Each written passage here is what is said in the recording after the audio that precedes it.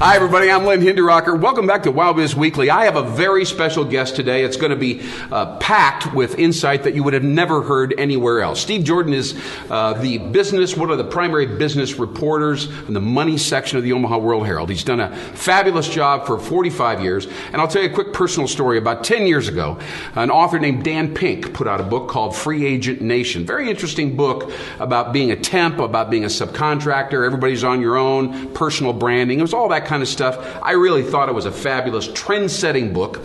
I called up Steve Jordon down at the World-Herald, and I said, you don't really know me, but there's this book, and I'm going to do a discussion, a little speech about the book, and please come down and give it some consideration. You might want to cover it. It's a trend story, you know. And he was very nice, and he said, okay, I'll come down to Borders Bookstore, and he said, I'll cover the event. Well, despite my best personal efforts, at that time, all I was able to get in the rooms, I had all these chairs set up much like this. I had 3 people, all right, 3 people there.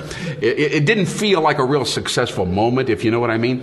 But Steve Jordon came, all right, and he sat there and he listened to the entire discussion. I think he skimmed through the book a little bit, and he actually wrote a story about this trend and the whole free agent notion just a few days later, and I'll never forget that. I appreciate that so much. So please welcome, for 45 years of experience for the Omaha World-Herald, Mr. Steve Jordon, ladies and gentlemen, please. Good to see you. Thank you for joining me. Sure. It is my pleasure to have you here, sir. You betcha. Well, you have followed and tracked what's going on in Omaha and the business scene. I envy, frankly, the exposure and the experience that you have. Tell me just a little bit briefly about the World-Herald's transition and what's going on down there for just a couple minutes, and then we'll talk about some of the key stories that come out of the.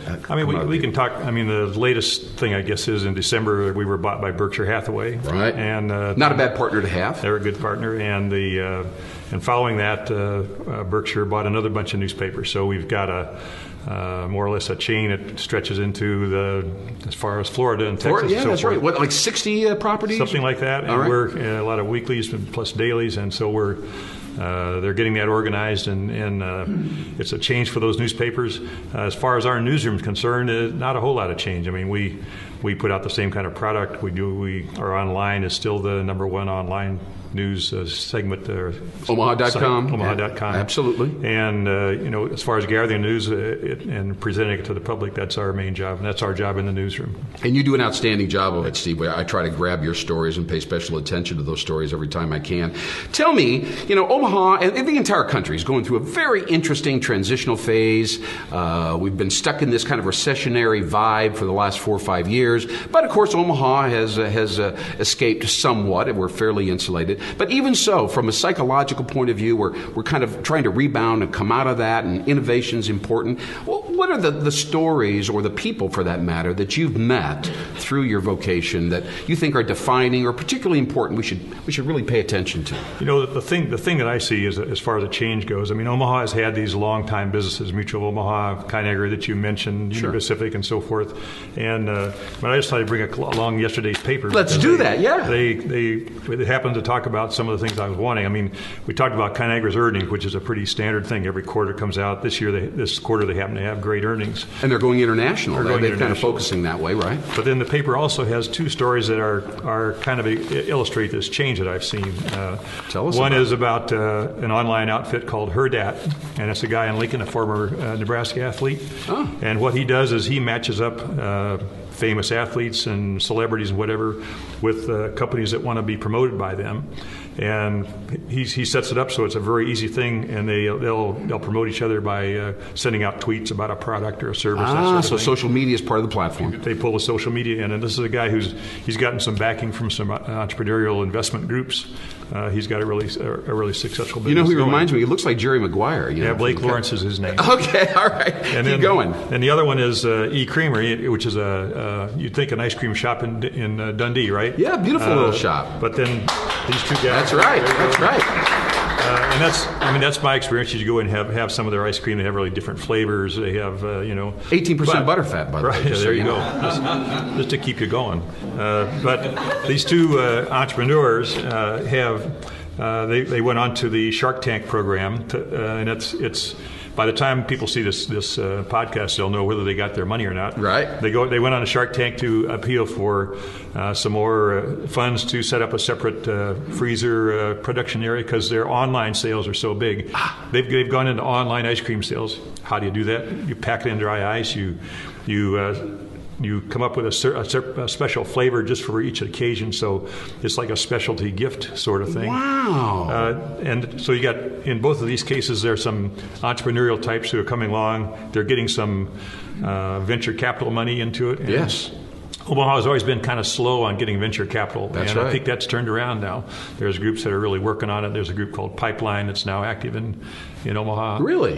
Bringing in entrepreneurs. There's a group called the Nebraska Angels that hooks up entrepreneurs or people who want to expand their business with the people who want to invest in new businesses. So they're kind of matchmakers kind of or brokers. I wasn't really aware of that. Yeah, that's kind of a change. And these kinds of young entrepreneurs, like some of these guys in the audience that are going to be out there starting a business or pumping up a business some way, there's the big change for Omaha. It's no longer just the traditional companies. The guys down at the Rotary Club downtown that have been in there for 25 years. Right, or whatever, guys have been there 45 years. Those old, no, I didn't go there. Those old people. No. Now, what role do you? What do you like to gravitate to these kind of innovation, entrepreneurial stories? Do you have any choice, or does your editor ask you to cover a couple? Some are assignments from the editor. Some of them, I always figure if I have a better idea for a story, then I get to use my story because my story will be better than the others. All right. It's a sales deal. Right. Well, so what's the next step for the World-Herald?